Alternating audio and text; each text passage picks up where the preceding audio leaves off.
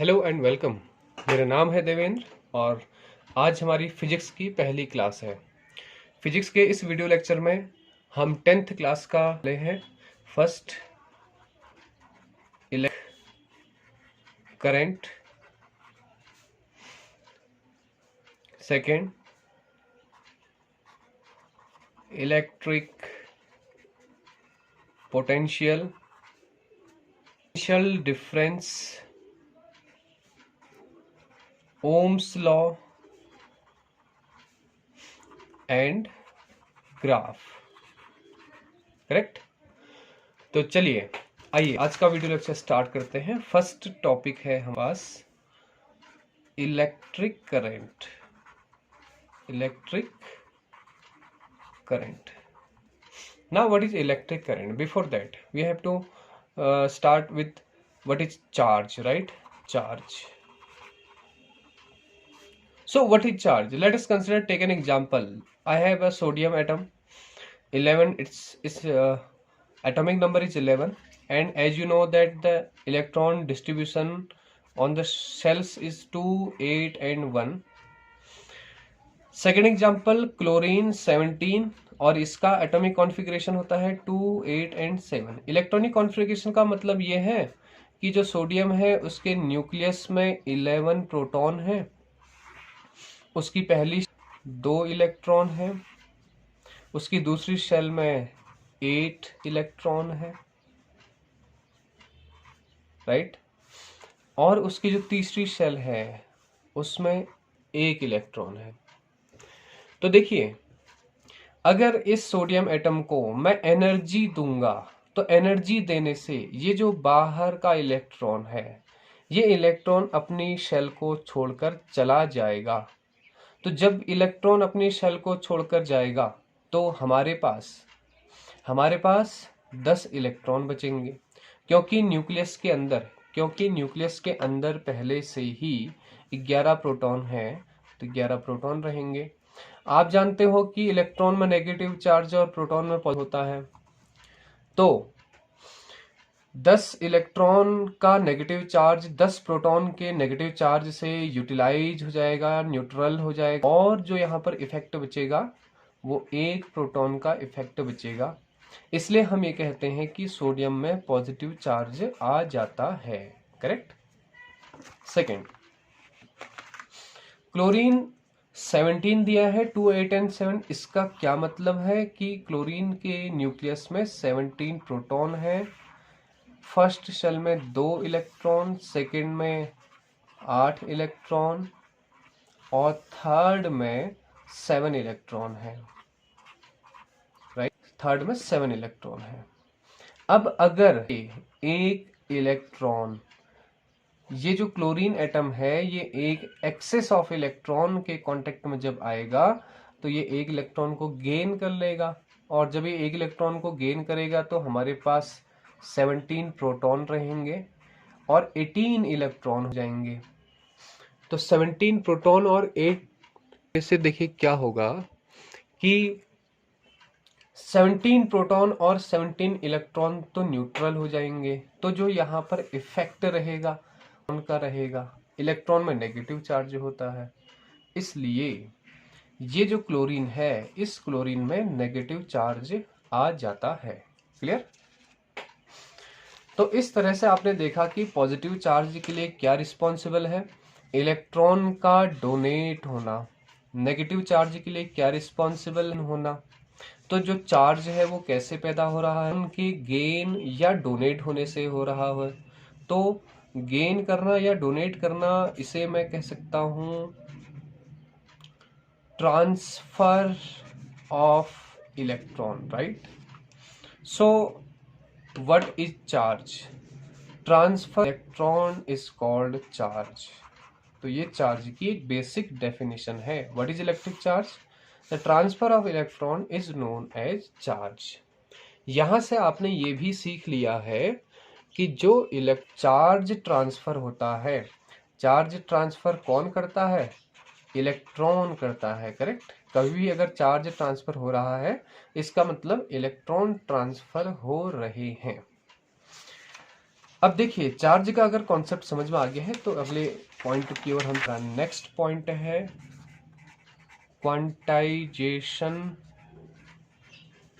Of charge. Quantization of charge का मतलब है, मान लिया ये एक कोई मेटल है, इस मेटल में जब चार्ज ट्रांसफर होगा, चार्ज ट्रांसफर होगा मतलब इलेक्ट्रॉन ट्रांसफर होंगे। ट्रांसफर होने का मतलब या तो ये गेन करेगा या ये डोनेट करेगा। तो दोनों ही केसेस में जो इसमें से नंबर ऑफ इलेक्ट्रॉन ट्रांसफर होंगे या गेन होंगे, इन दोनों ही केसेस में ट्रांसफर होंगे या गेन होंगे, इन दोनों ही प्रोसेस में जो नंबर ऑफ इलेक्ट्रॉन्स होते हैं ये इंटीजर्स होते हैं। इंटीजर्स, राइट, मतलब ये होल नंबर में होते हैं।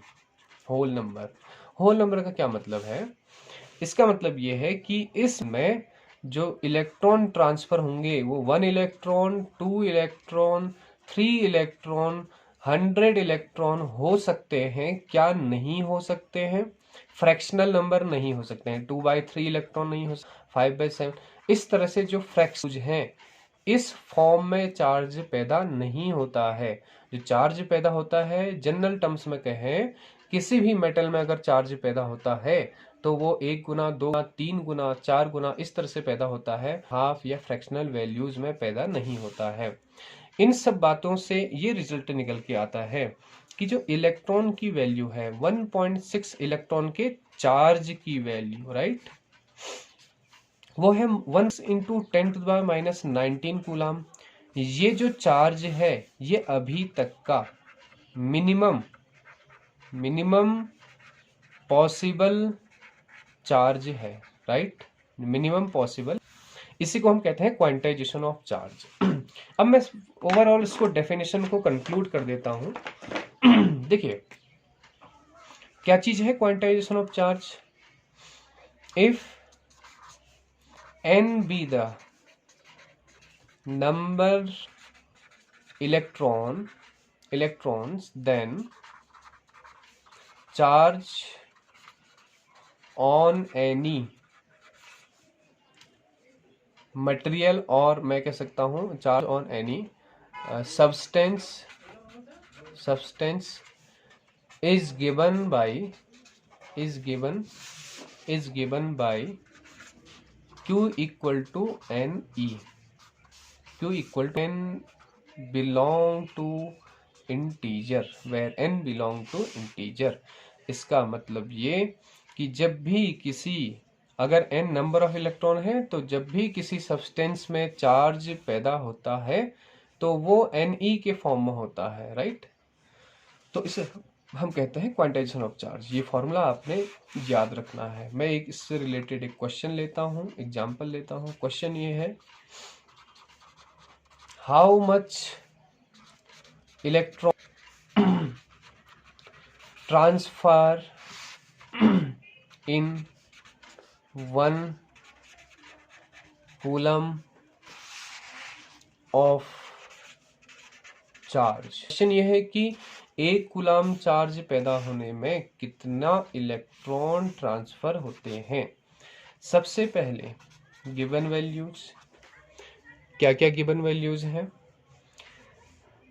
How much electron, that means number of electron, we have to determine number of electron. Charge equal to 1 coulomb, हमारे पास फॉर्मूला है Q equal to NE। Q charge है तो 1, N निकालना है, E की value 1.6 into the -19, right. N equal to 1/1.6 into 10⁻⁻19। इसे हम सिंप्लीफाई कैसे करते हैं? देखिए 10/16 इंटू 10⁻+19 मीटर में ले गया हूँ। इसे मैं लिख सकता हूँ 100/16 इंटू 10⁻19। इसे हमें कैंसिल करना पड़ेगा। ये कितना आता है? ये आ जाएगा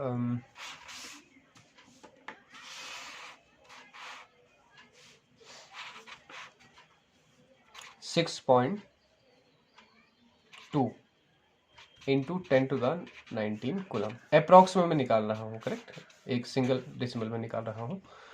तो नंबर ऑफ इलेक्ट्रॉन्स कितने हो जाएंगे, 6.2 इंटू 10⁻19 क्या, इलेक्ट्रॉन, राइट। एक कूलम चार्ज में इतने इलेक्ट्रॉन होते हैं। इस टॉपिक पे चलें, इससे पहले आप वीडियो को पॉज कर लीजिए और आप ये नोट कर लीजिए।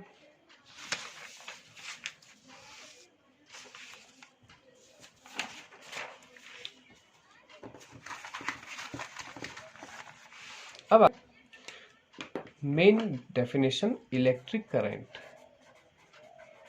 Electric current, electric current denoted by I. Suppose मेरे पास एक वायर है, इस वायर में बहुत सारे फ्री इलेक्ट्रॉन्स होंगे। फ्री इलेक्ट्रॉन्स वो जो इजीली मूव कर सकते हैं, करेक्ट। कौन से फ्री इलेक्ट्रॉन, ये फ्री इलेक्ट्रॉन्स, ये जो आउटर शेल है ये फ्री इलेक्ट्रॉन है, इनर शेल के इलेक्ट्रॉन मूव नहीं करते हैं। इस वायर के दोनों तरफ मैं एक सेल कनेक्ट करता हूं, एक की कनेक्ट करता हूं। सेल टर्मिनल और नेगेटिव टर्मिनल। पॉजिटिव टर्मिनल क्या करेगा, ये जो इलेक्ट्रॉन्स हैं इन इलेक्ट्रॉन्स को अपनी ओर अट्रैक्ट करेगा, राइट। ये जो पॉजिटिव टर्मिनल है ये इन इलेक्ट्रॉन्स को अपनी ओर अट्रैक्ट करेगा। तो इलेक्ट्रॉन्स का मोशन होगा इस डायरेक्शन में और इलेक्ट्रॉन यहाँ से मूव करते हुए यहाँ तक पहुँचेंगे। क्योंकि ये नेगेटिव टर्मिनल है, यहाँ पर खाली होने वाले इलेक्ट्रिक जगह को पूरा करने के लिए ये इसमें इलेक्ट्रॉन सप्लाई करेगा।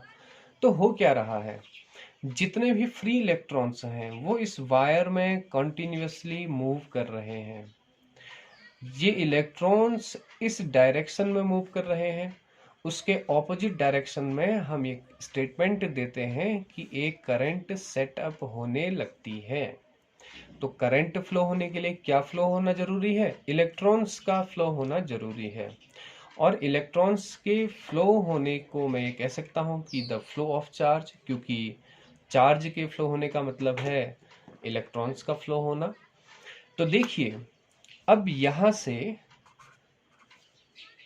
करंट किस तरह से हम डिफाइन करते हैं, I equal to Q upon T. जब हम टाइम से किसी फिजिकल वैल्यू को डिवाइड करते हैं तो हम वर्ड यूज करते हैं रेट, राइट, रेट। तो क्या डेफिनेशन बनेगी, द रेट ऑफ चार्ज क्या हो रहा है, फ्लो हो रहा है, the rate of flow of charge, correct, the rate of flow of charge is known as electric current. तो आई थिंक इलेक्ट्रिक करंट की डेफिनेशन आपको याद हो गई है, the rate of flow of charge is known as electric current and the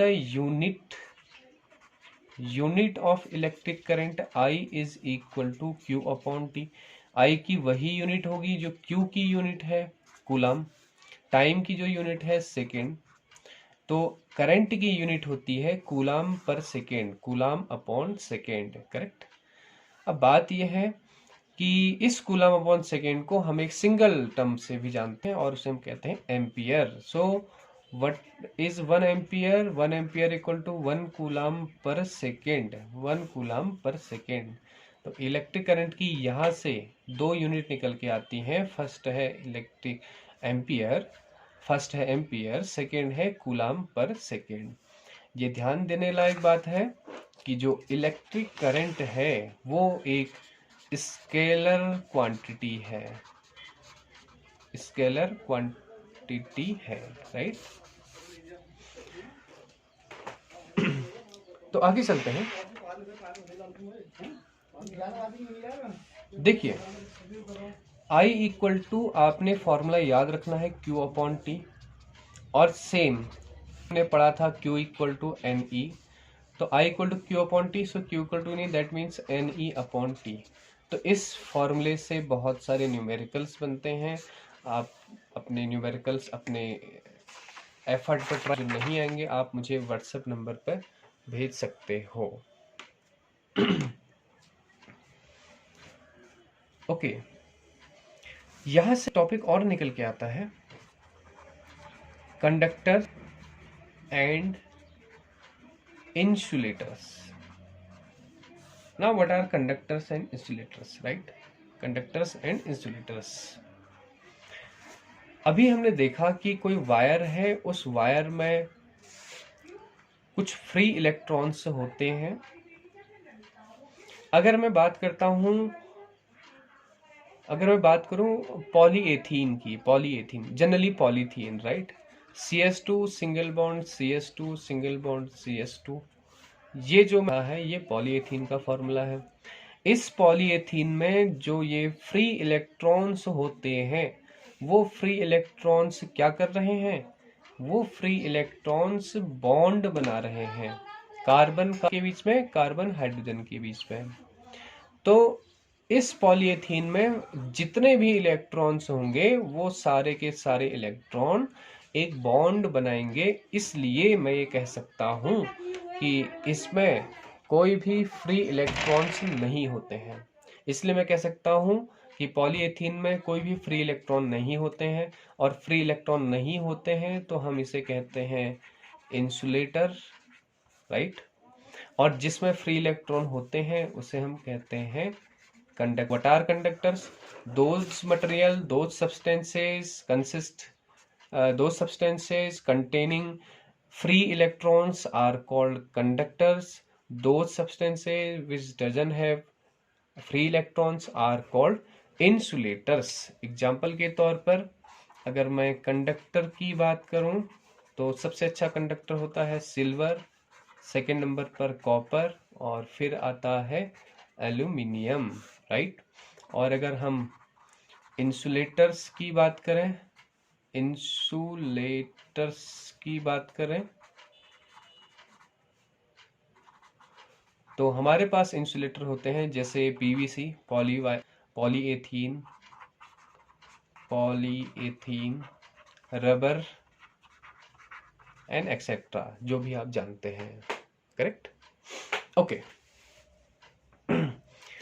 so I hope conductor और insulator आपको clear हो गया है। अब हम और अगला हमारा टॉपिक है इलेक्ट्रिक पोटेंशियल। नेक्स्ट टॉपिक पर आते हैं। नेक्स्ट टॉपिक है इलेक्ट्रिक पोटेंशियल।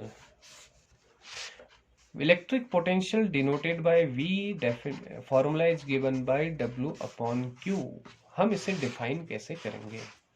सपोज हमारे पास एक पॉजिटिव चार्ज है, जो ये प्लस चार्ज है, इसके सराउंडिंग इसका एक अपना इलेक्ट्रिक फील्ड होगा। इस इलेक्ट्रिक फील्ड में एक पॉइंट ले लेता हूं मैं P।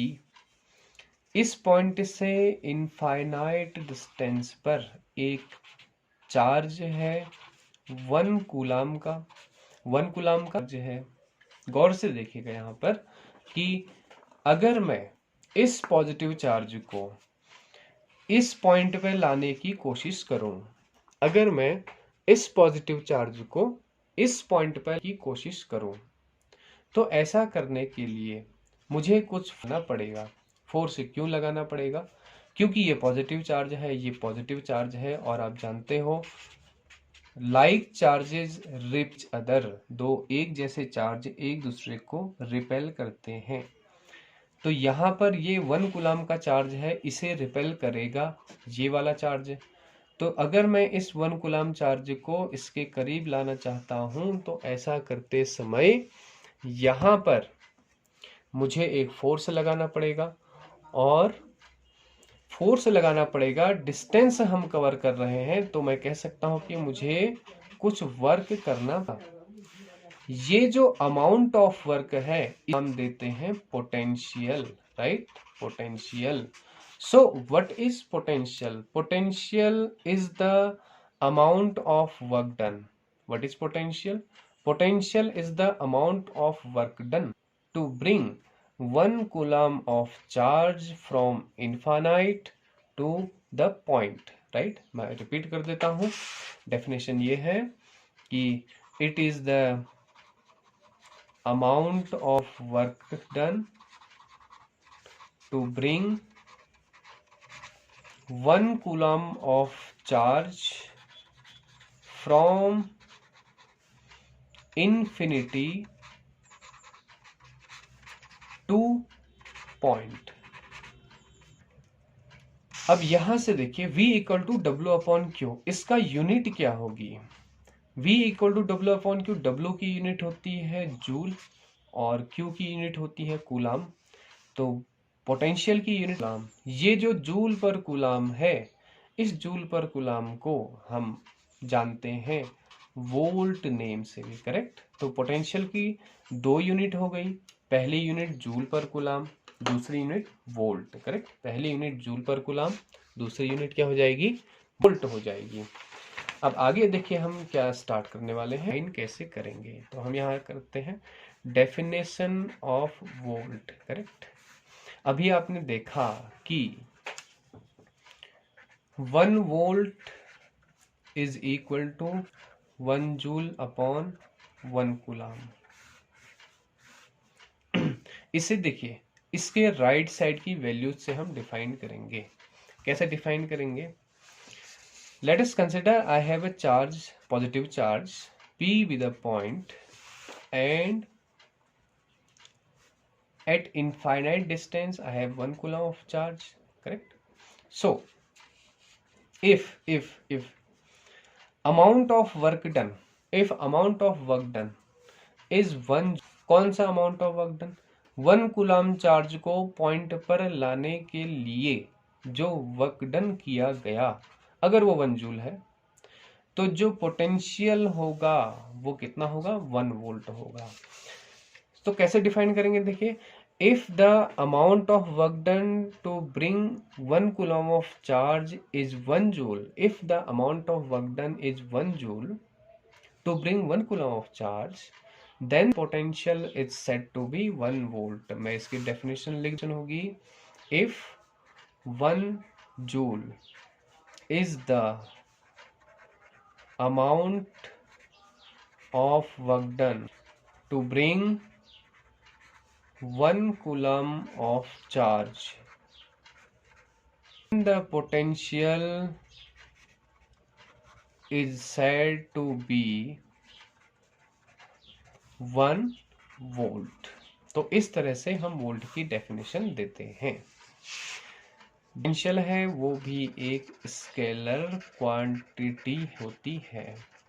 स्केलर क्वांटिटी मीन्स ऐसी फिजिकल क्वांटिटी जिनको रिप्रेजेंट करने के लिए केवल हमें मैग्नीट्यूड की जरूरत होती है, डायरेक्शन की नहीं होती है। नेक्स्ट टॉपिक पर आते हैं, पोटेंशियल डिफरेंस। सपोज एक पॉइंट है A, दूसरा पॉइंट है B, एक पॉइंट से दूसरे पॉइंट पर, सपोज यहाँ पर पोटेंशियल है VA, यहाँ पर पोटेंशियल है VB। इन दोनों पॉइंट्स के बीच पे जो पोटेंशियल डिफरेंस होगा डेल्टा V, डेल्टा से क्या रिप्रेजेंट करते हैं हम? डेल्टा से करते हैं डिफरेंस को। So delta V is equal to VB minus VA। So what is potential difference? Generally difference of the potential between two points। लेकिन हम इसे डिफाइन नहीं करते हैं। इसे हम कैसे डिफाइन करते हैं? देखिए, VB की वैल्यू क्या आएगी? आप जानते हो कि V equal to W upon Q है, तो VA की वैल्यू कितनी होगी? WA upon Q. और VB की वैल्यू कितनी होगी? WB upon Q. तो यहाँ पर वैल्यू क्या आएगी? WB upon Q minus WB upon Q minus WA upon Q. दोनों में से कॉमन है 1 upon Q, WB minus WA। इसे मैं लिख सकता हूं delta W upon Q, right. ये ब्रैकेट है delta V। So this is the potential difference. कैसे डिफाइन किया जाएगा? Potential difference is the amount of work done to bring 1 coulomb charge from one point to another point। Right. क्या definition होगी देखिए, potential की definition क्या थी, it is the amount of work done to bring 1 coulomb of charge from infinite to point. इसकी definition क्या हो जाएगा पोटेंशियल डिफरेंस का, it is the amount of work done to bring 1 coulomb of charge from one point to another point. अगर वो infinite point को हटा करके मैं कोई दूसरा पॉइंट एज्यूम कर लेता हूं, तो जो हमारी डेफिनेशन बनती है वो बनती है, it is the amount of work done to bring 1 coulomb of charge from one point to another point, potential difference. और इसका फॉर्मूला क्या होता है, delta V equal to delta W upon Q, और यूनिट होती है सेम, वोल्ट, राइट। आइए next topic पे आते हैं।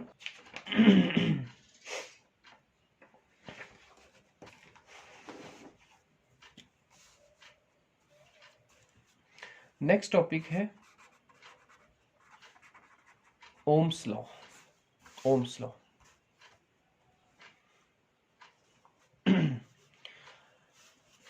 let us consider I have a wire and the three important limitations.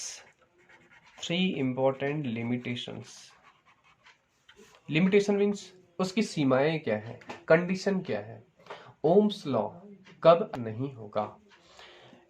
Ohm's law applicable होने के लिए तीन बातें बहुत जरूरी हैं। Number 1, length should, second area same, third temperature should be same. इसका मतलब ये कि लेंथ, एरिया और टेम्परेचर, जिस वायर के लिए हम ओम्स लॉ एप्लीकेबल मान रहे हैं उस वायर का लेंथ चेंज नहीं करना है, एरिया चेंज ना है, मतलब उसको कंप्रेस नहीं करना है। कैसे, इसका एरिया ज़्यादा है, इसका एरिया कम है, इन दोनों के लिए अलग अलग एप्लीकेबल होगा। ऐसा नहीं करेंगे कि हमारे पास पहले वायर इतना मोटा था और फिर हमने उसको बाद में कंप्रेस करके पतला कर दिया, इस तरह से ओम्स लॉ एप्लीकेबल नहीं होता है। टेम्परेचर रिमेन सेम, उसके टेम्परेचर को भी हमने नहीं बदलना है। इन तीनों बातों को हम कंक्लूड करते हैं फिजिकल प्रॉपर्टी में, फिजिकल प्रॉपर्टी, राइट। सकता हूं कि physical property remain same. Now what is Ohm's law, if physical property of wire remain same, then potential is direct proportional to electric current, right. तो क्या चीज है ओम्स लॉ, देखिए, if physical of wire remain same, क्या क्या है physical properties, length, area and temperature.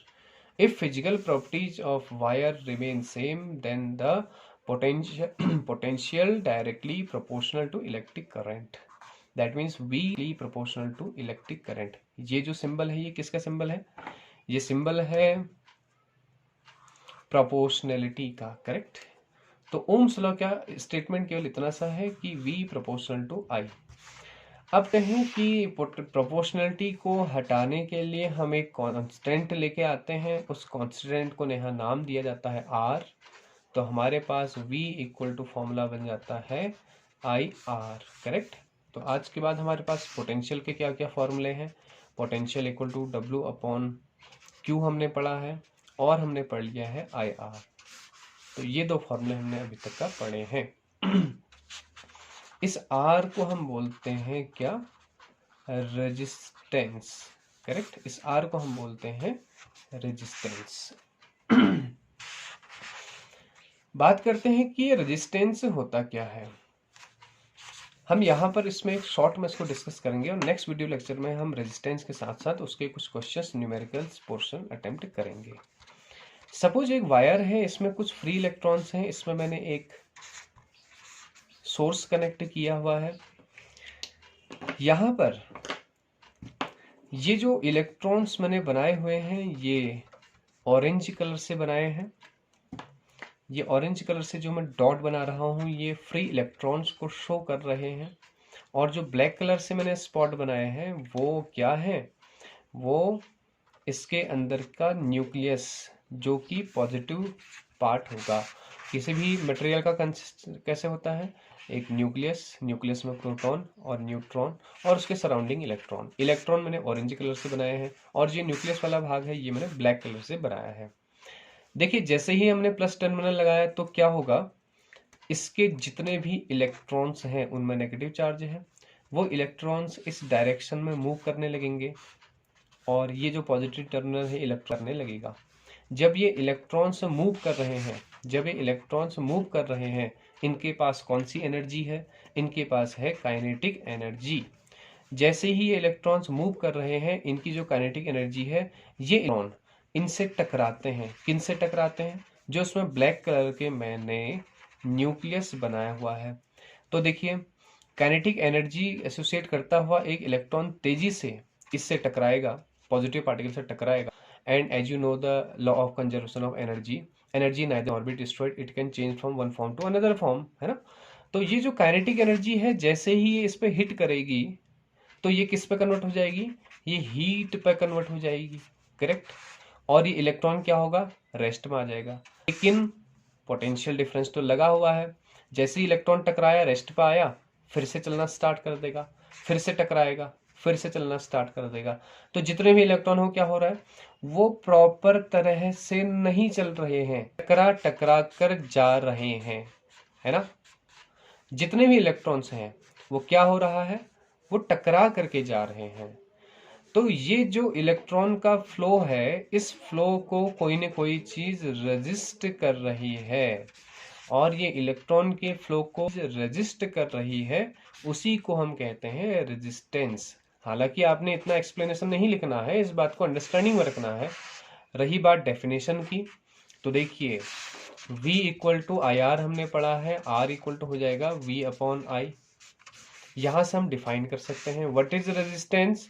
Resistance is the factor of a wire which resist the electricity और and measure as the ratio of potential and electric current. बहुत ही simple सी definition है। What is electric resistance, what is resistance, resistance is the factor that can resist the electricity inside the wire and measure as ratio of potential and the electric current. Is it clear? तो यहाँ तक हमने Ohm's law को cover करना है। अब Ohm's law में एक टॉपिक, इसमें छोटा सा और पॉइंट हम ऐड करेंगे, और वो होगा हमारे पास graph formation between V and I, right. Graph between V and I। Generally हम VI ग्राफ की बात कर रहे हैं। ग्राफ बनाने के लिए मैं इस एक्सिस में I ले लेता हूं और इसमें V ले लेता हूं। आप उसका वाइस वर्सा भी कर सकते हैं, वाइस वर्सा मीन्स उल्टा भी कर सकते हैं। तो एक्सपेरिमेंटली ये देखा गया V प्रोपोर्शनल टू I है। एक्सपेरिमेंटली ये देखा गया है कि जब मैं V और I के बीच में ग्राफ प्लॉट करता हूं तो वो एक स्ट्रेट लाइन ग्राफ होता है, राइट। तो VI के बीच में जो ग्राफ बनता है वो स्ट्रेट लाइन ग्राफ होता है। और इस ग्राफ में इसका जो स्लोप है, स्लोप मतलब हिंदी में क्या बोलते हैं, उसको ढाल बोलते हैं, करेक्ट। स्लोप, जो इसका ये स्लोप है, ये स्लोप क्या करते हैं वैसे, slope equal to height upon base. Height में क्या है यहाँ पर, मान लिया इस पॉइंट पर अगर मैं फाइंड करना चाहता हूँ तो ये हाइट, ये जो हाइट है ये है V और ये जो बेस है ये है I। तो हाइट अपॉन बेस, हाइट कितना है V और बेस कितना है I। तो जो इसका स्लोप है वो V अपॉन I, और V अपॉन I किसकी वैल्यू है, R की वैल्यू। तो स्लोप क्या फाइंड, अगर हम किसी VI ग्राफ में स्लोप फाइंड करते हैं हमें मिलता है resistance. So what does the slope of VI graph represent, obviously resistance, right? Okay. Come to the next topic, और आज का हमारा वीडियो लेक्चर 4 पॉइंट्स पे खत्म होता है। ओम्स लॉ से रिलेटेड न्यूमेरिकल्स और उससे आगे के टॉपिक हम कवर करेंगे नेक्स्ट वीडियो लेक्चर में।